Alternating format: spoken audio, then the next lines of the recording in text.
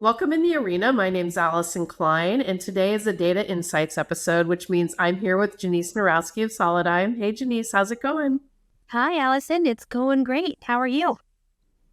I'm doing great. I think this is our last episode for 2025. So it's been a year of telling stories about data insights, and we're really leaving the year with a fantastic guest. Tell me who's with us today. Yes, we are leaving the year with a fantastic guest and all things. It's been a year of AI, right? But not a year of AI without talking about how all of this hangs together. So today we're actually sitting down with an organization called Hedgehog. So if you haven't heard of Hedgehog, you should really check them out. And we are joined by Marc Austin, who is the CEO and co-founder of Hedgehog. So, Marc, welcome to the show. Thanks for having me, Jeniece and Allyson. Thank you. I'm so excited to talk to you. Why don't we just start, since Hedgehog has never been on the program before, why don't you just start with a quick intro to yourself and the company, and how you came to form Hedgehog? Yeah, so I'm Marc Austin. I'm co-founder and CEO of Hedgehog. And we founded the company to enable enterprises. We didn't really even know about neoclouds. Neoclouds wasn't a term when we founded the company, but enterprises, government agencies to network like hyperscalers. And what that means is enabling everybody to run their own infrastructure with the same kind of convenience that you have with public cloud, but hopefully more cost effectively. And in a fully automated fashion. So that's really our mission. And, I kind of came up with that concept after I was at Cisco for 6 years working on mass scale network automation. So just observing how Cisco's largest customers operate really big networks at scale. And just took those lessons learned and said, let's go do this for everybody else, but let's do it in a hyperscaler way, which means doing it the same way that the big three would, Amazon, Microsoft, Google, and design AI networks the same way that they do. Got it. And so with that, Marc, I mean, Hedgehog is really tackling an interesting challenge, right? Where you guys are really helping organizations build AI capabilities where required, function of efficiency, where there's greater efficiency and scale of the cloud. How do you describe the company's mission, and how does this set your approach apart from others? Yeah, so it's that network like a hyperscaler approach I was talking about. And what that means is that, rather than taking a reference architecture from one vendor, that typically is proprietary, it's vertically integrated, it locks you into that vendor for however long you're going to own this infrastructure, requires you to hire specially trained resources, people from that vendor. And it's all very expensive. Rather than doing all that, do what Amazon, Microsoft, and Google do. So start with open source software that enables you to diversify your hardware supply chain, which is super important in the global economy today, right? So if you have a supply shock, like say a global pandemic or say a trade war, that can limit your ability to scale because supply becomes constrained and you can't add capacity to your network when you need to. It also means that prices go up. So if you want to mitigate that risk, you diversify. And you're able to acquire equipment from the vendor that you want to acquire it from when you need it at a competitive price. So the open source software approach makes that happen. And then the other thing you need to do is just fully automate the installation, configuration, and operation of your network. And you need to make use of that AI network self-service.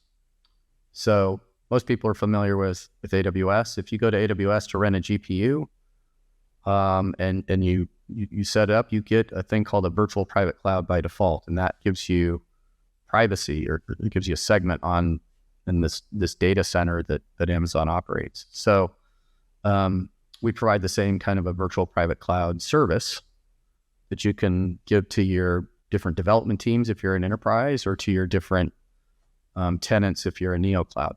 And what it means is that you operate, your users operate on your network the same way they would on AWS or Azure or Google Cloud Platform. You know, we've been talking about repatriation of workloads or delivery of private cloud infrastructure for a long time. And it seems like the AI moment is really driving that home. Do you think that that's because people want to control their data? Does it mean that this workload is becoming much more critical? What do you think are the drivers that your customers are moving towards the operation of their own on-prem infrastructure in this manner? Yeah, so I think, look, people have been talking about cloud repatriation for a long time. And I'd say for like legacy workloads, yeah, some of it is repatriated, but like a lot of times don't fix what ain't broke, right? Just let it be. But when you start thinking about AI and you understand the infrastructure cost of AI, which is significantly higher than the cost of running, an internet website or a SaaS product or a mobile application, like way more expensive. And you consider that if you're building an AI business, maybe as a software company, or you're automating a process as a large enterprise, you'll come to realize that the gold in your gold mine is your data. It's not source code and software or other kinds of intellectual property. It's the data. So you've really got to take care of that data. You got to defend it because that data is your business moat. And if you give that data away to a public model or maybe a cloud service provider who wants to compete with you in a segment, they're bridging your moat. So good example of this is our customer Zipline. They're a very well capitalized startup now. I think they've raised over $1.3 billion, but they do automated drone delivery.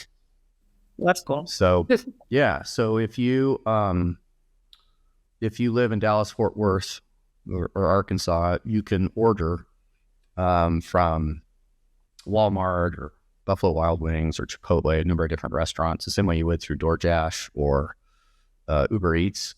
But the difference is your delivery will reach your home in probably about 10 minutes because a drone flies to that store, picks up your order, flies back to your house, and then drops it off on your front porch. So all that requires AI to navigate the drone and to do the precision drop, and also to manage the airspace so that drones aren't flying into aircraft, crashing, and that sort of thing.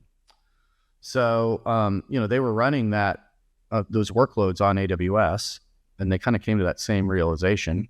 They said, hey, look, we want to have control of all of our infrastructure, all of our data. It's our goal. And people aren't going to pay for drone delivery if it's expensive, right? It's got to be the same price or less than DoorDash or Uber Eats, right? So cost matters to scale. So they decided to build their own private cloud. And the cool thing about Zipline is, they're able to do that with a very small team. The same people, same process, same tools, same skills they already had for running workloads on AWS. Those same people now run a private cloud with Hedgehog software. They didn't need to go hire a bunch of network engineers. They were able to do it with the same DevOps team they already have. And when they did that, they cut their infrastructure cost by 70%. Wow. That's really cool. Yeah. I don't even want to, I want to keep talking about these use cases because that's awesome. It's just a vivid visual in my mind, a visualization in my brain. But from a technology standpoint, right, what problem does Hedgehog solve in terms of having an open source network fabric? Yeah. So we're open source software. It's in a nutshell, it's all the software you need to run an AI network for private cloud or even for multi-tenant public cloud. It's all open source. We deliver it as an appliance. You just go to hedgehog.cloud, click the download button, download it, and run it. And it will automatically configure the network for your use case. So the typical use cases in AI are training. is what a lot of people have been doing. So that's training a new model, fine tuning an existing model, maybe with your own private enterprise data, RAG or retrieval augmented generation, and inference. And all of those use cases have different network topologies because they have different compute and storage requirements. So if you choose the alternative, you're going to hire a network architect who's going to design all that stuff for you, and then get on a command line interface, a terminal, and do a bunch of commands with a network operating system and configure this whole thing. Then it will take several weeks. With Hedgehog, you don't need that. You run this appliance, and it automatically installs all the software you need. It configures all the network devices that are in your data center. And then it gives you continuous observability of all of the network devices in data center. And it gives you a cloud native API that you can either put in your own equivalent of AWS console or just give to your customers, and then they're able to start provisioning resources on your cloud the same way they would on public cloud. That's amazing. I looked at your site and I learned a little bit about performance, and you said that you can deliver speeds up to 200 gigabytes per second of data rates.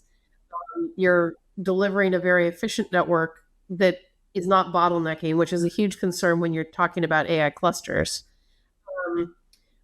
How do you see this operating within an AI training and then an inference workload scenario for a client? Yeah. So I think the 200 gigabits per second that you saw is in reference to our gateway. So I'll tell another customer story to kind of illustrate the point. So one of our tenants is Farm GPU, or one of our customers rather is Farm GPU. They operate the Solidigm AI Central Lab. And so that is an 800 gig fabric, and it's a fabric for training. So what that means is that there's actually two network fabrics in there. There's a backend network that connects B200 and H200 GPU servers together and enables those GPUs to share memory with each other and do it in a high performance way where you actually are utilizing that 800 gigabit Ethernet fabric to its full capacity. We do that by managing congestion. What happens in these training workloads is the network gets congested, which means that GPUs get underutilized, which means that your training workload takes longer to run. And in some cases, you may even run out of memory, and in which case the whole training run crashes, and you got to go back to your last checkpoint. And it's super costly because you're paying for all that time on the GPUs. So we solve that by delivering a congestion management that maximizes the bandwidth or throughput of that network, and gives you better GPU utilization and shorter training time. And in that network in particular, SemiAnalysis tested it for their Cluster Max rating system and got really good results. So these are nickel tests, NVIDIA Collective Communication Library tests.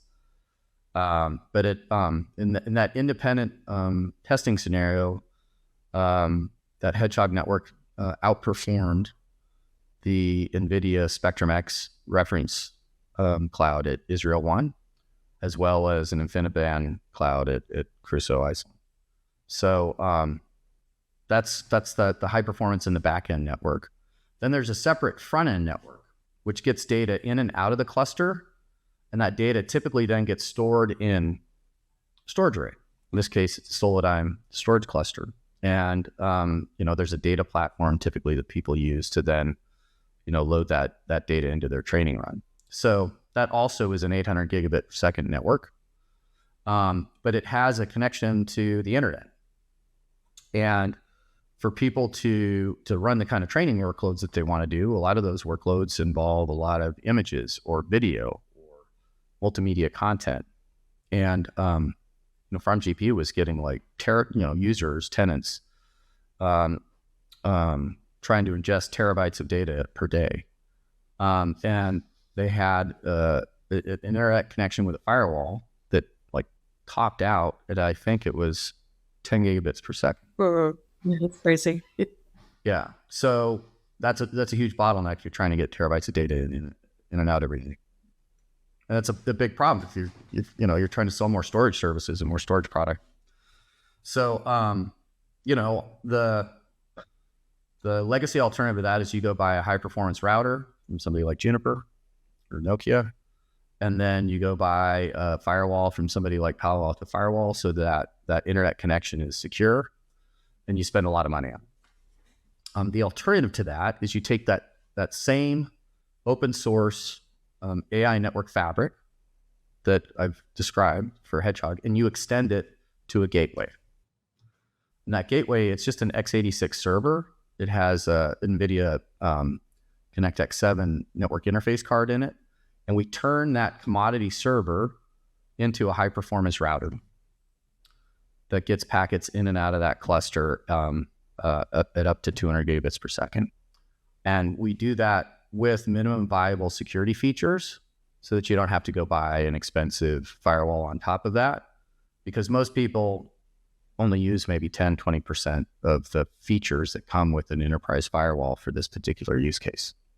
So what that ends up looking like if you're a neo cloud is the equivalent of offering AWS Transit Gateway to your tenants, which is how people peer VPCs in multiple availability zones on public cloud, and AWS Network Firewall, which is, a cloud-based, software-based set of security services. That's awesome. Yeah. So, you're giving us all kinds of good customer examples. So we're going to keep on this train asking you about Sure. the partner ecosystem now. You're working with companies also like Celestica, Dell, Supermicro. How do these partners kind of come together to simplify AI data center deployments with you guys? Yeah, great question. So I talked earlier about, networking like a hyperscaler and how hyperscalers build out their infrastructure. So Celestica, Dell, EdgeCore is another partner of ours, Supermicro.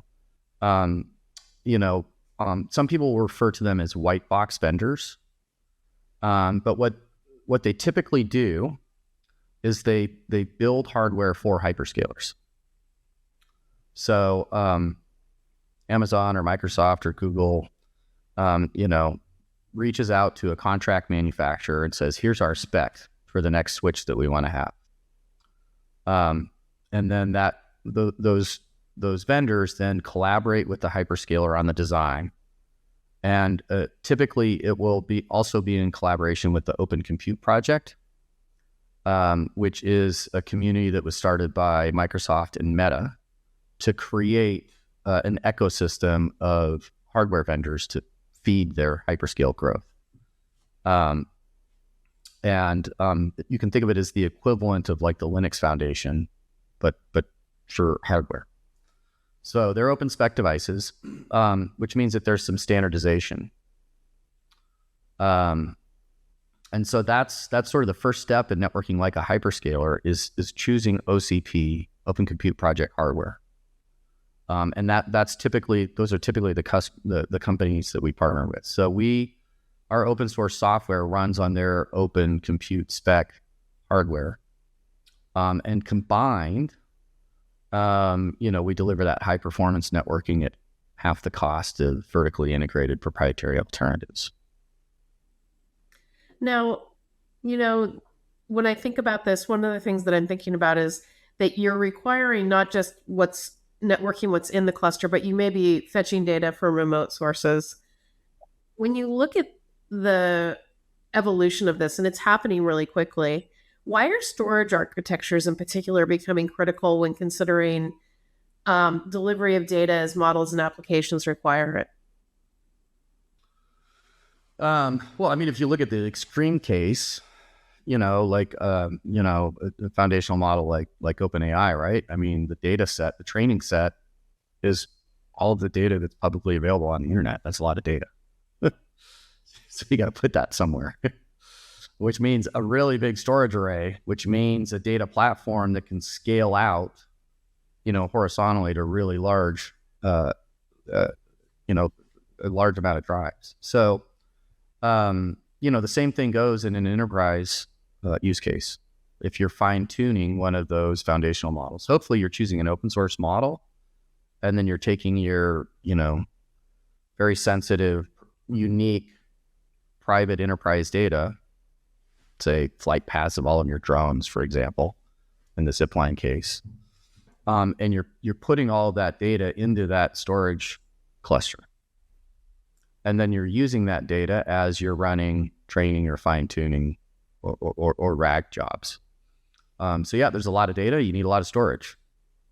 And just like the network can be a bottleneck on your training duration, so can storage performance. So everything needs to be high performance in this environment.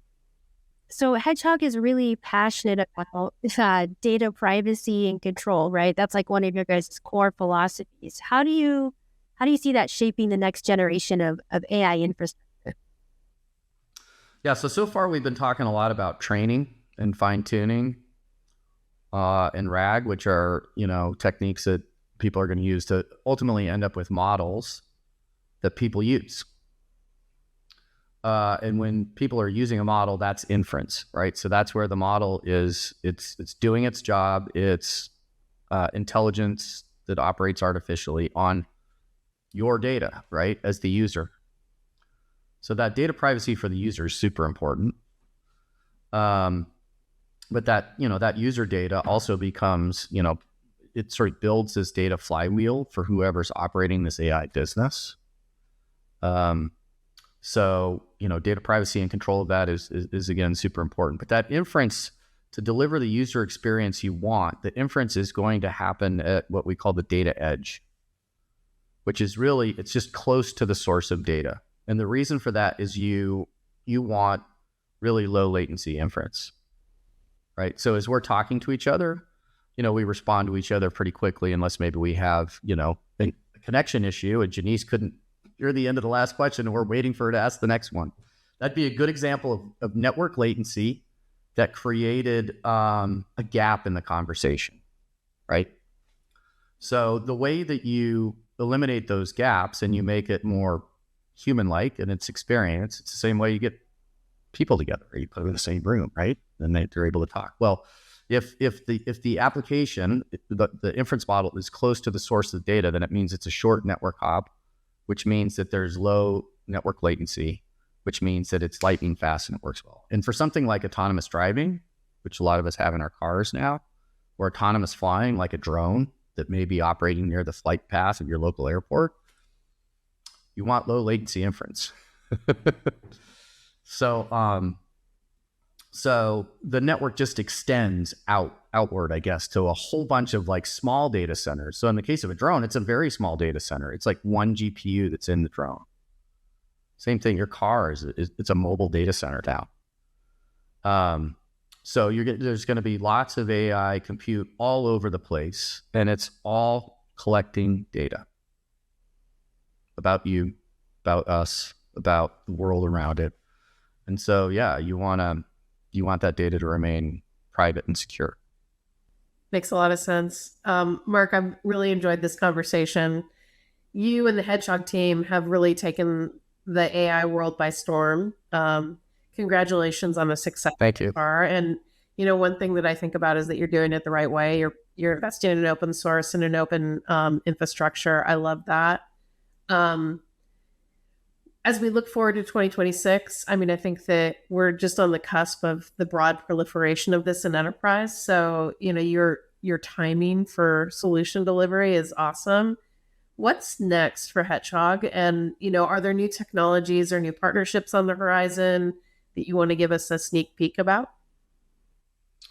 Yeah, well, we just did our first release of our gateway a few weeks ago. So there's a lot more features that we're going to bring to that. Over time, there will be more security features. I don't want to call it a firewall because we're not going to ever try to compete in the firewall market, but there will be more security features that eliminate the need for you to buy a separate firewall. There'll be load balancing, which is sort of a whole other networking segment that F5 is traditionally dominated, that you'll need to have for AI clusters. And then we were just talking about, storage and data platforms. So we're starting to work with a lot more data companies now. And, we were just talking to one this week where they deliver their product with an NVMe fabric. Wow. So NVMe is a particular protocol that's important in the storage domain. And they ship their product with a pair of data center switches. And they're running into supply constraints Of course. from the one vendor that they've been working with. So they need to diversify their supply chain. So for their product, they need open networking in their product. And then that NVMe fabric that they own has to integrate with our front-end network fabric. So that's one player in the data platform space. There are others. They're all in play in some shape or fashion in these different AI architectures, and collaborating with them is a super big piece. The other big piece is on compute. There are a number of players who are building, I'll just generally categorize it as AI development platforms. But they need really the same thing that you need in a network, right? In the network, you need switches and routers provisioned with a network operating system and configured for their use in the overall data center. So the same thing goes with GPU servers. For these, for almost every neocloud, they're going to need to offer managed Kubernetes and Slurm.